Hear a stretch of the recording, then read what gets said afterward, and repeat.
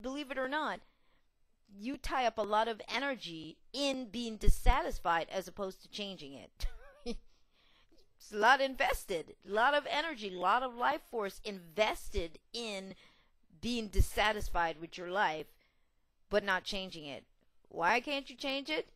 Because you're so focused on being dissatisfied that you can't see the resolution. All right. So most of it becomes lip service once again. Yeah, I know I'm going to do that. Oh, I'm so tired of doing this. I'm so tired of being like this. I'm so tired of feeling this way. I'm so tired. I'm so tired. Listen to all that. I'm so tired. The more you're so tired is the more you're so tired. The more you do it, you say that is the more that you're that. And then what is that? What does tiredness do? Doesn't it drain you? Yeah, it does. So you've got all this energy being expelled, all this being expelled. Now you can't run out of life force. Technically, you can't. But because we operate from a standpoint of illusion, we already in our minds see ourselves as finite beings. We don't see ourselves as infinite. So therefore, you have a certain amount of stored energy. That's really what happens. You're like a battery. You have a certain amount of stored energy, and you keep draining it, and you keep draining it, and you keep draining it, until the point, to the point where it starts to, show up in, again, like I said, your health, and just many different ways in your life. It starts to show up and stress you and pull from you and suck the life out of you. So those are very crucial things to understand, because again, so far you can see how you're doing this to yourself. You can see how you're doing this to yourself. But you say, yeah, but Sonia, but the system, we got to work, we got to do this, we got to do that, and we have to. I'm going to stop just right here real quick. And I want to say, like I've said to many audiences that I've spoken to, you have to stop and you have to look at everything you do. I don't care what it is, you do it because you choose to do it.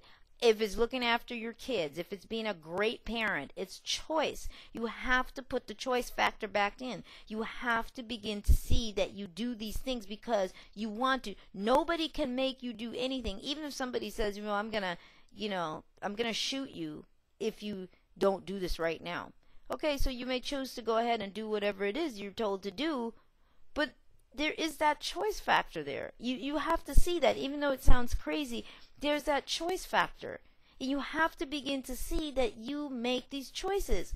Because once you see that, you take yourself out of that role or that concept or that belief system that you have in place that someone else is doing this to you and that you've got to get away. No, that means you're trying to get away from yourself. You can't get away from yourself. It's just not going to happen. You're stuck with you, just the way it is.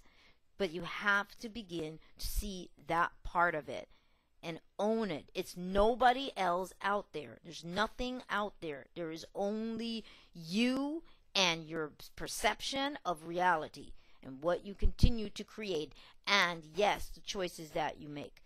Excuse me. Now, in the webinar I did, Hacking the Mind and Breaking Reality Codes, I did go into, I think that was the one I did, I think so, where I went into more of the idea of choice, because yes, that's a long, there's a lot more to it outside of this time and space as we know it. But right now we're going to just deal with within the construct of reality as we recognize reality to be collectively. And yeah, you notice how I talk. I choose my words because I'm being real clear on what I'm stating, as opposed to using other words that give a whole different connotation. But the concept, I use the word concept a lot because that's what we live. It's all concepts. The concept of reality, that you have a concept because you can always change it. You've got a concept going, And that concept is based on your perception.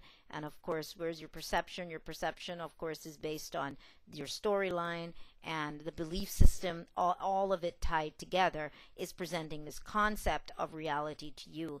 And although collectively we all have a base reality, base concept of reality that we agree on, individually we have our own unique perception of reality, and that's how we play out our lives. So we are not always all seeing the same thing, or seeing life the same way, or seeing, the color blue or the color red the same way.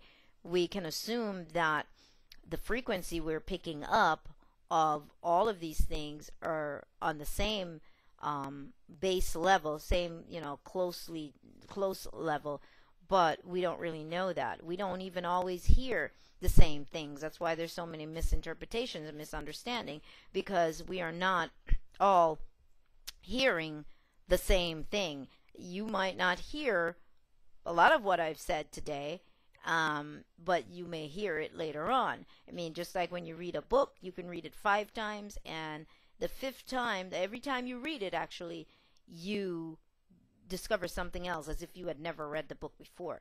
This is how all of this is working. This is the reason why we only see reality, an aspect of reality. We don't see into the other potential spaces, the other dimensions. We don't see into the other realms, because we are locked into this particular concept of reality that we have going. Now, when we change that idea, when we change that concept, then we'll begin to be able to see more. And that is profound and powerful. And that's when you start to put the power back into your hands, and you take it back from saying that it's everything that is outside of you, because it's not. You're the one creating how life looks outside of you. So, all right. So anyway, what else do I want to tell you? Okay, so we talked about the fact that this is, it's very draining. Emotions of dissatisfaction are major energy drains, and of course, because of the reasons associated with you remaining in such emotionally draining conditions. It's the reasons, which is the storyline. So we're prisoners of our own reality is basically what happens. So reality, of course, is being presented to you according to the storyline that you continue to have, as all of your choices are being made based on the storyline. So let's take a deeper look at the payoff, because the payoff for the storyline is what's important. It's the payoff. That's what you're aiming for throughout your whole life, is the payoff. And how do we experience the payoff? It's the emotions that we feel. It's the emotional aspect. It's the emotions that we feel. Because what? Emotions are what? Electrochemical impulses. How do we experience emotions? The spirit doesn't. That aspect of us doesn't, but the body does. So the body, the system that we're in, processes the emotions. And that's how we're experiencing it. Then, of course, we get that confused because we're addicted to the experience, the chemical experience, the emotional experience. We're addicted to that. So we have become addicted to being a human being, that level of being a human being. And in the other workshops, I talk about the level 1 human, that what we are been operating as is a level 1 human, and what the potentials are outside of that. But we won't go into that here, because we need to understand this base aspect of who we are in order to even begin to truly move beyond this concept, this stage 1 human concept. We need to be able to get that, so that we understand that there is more that we can truly be, and not just an intellectualizing of the concept of we can be more. We can't be more if we don't see how we've been running our show, how the experience has been ran, how we're actually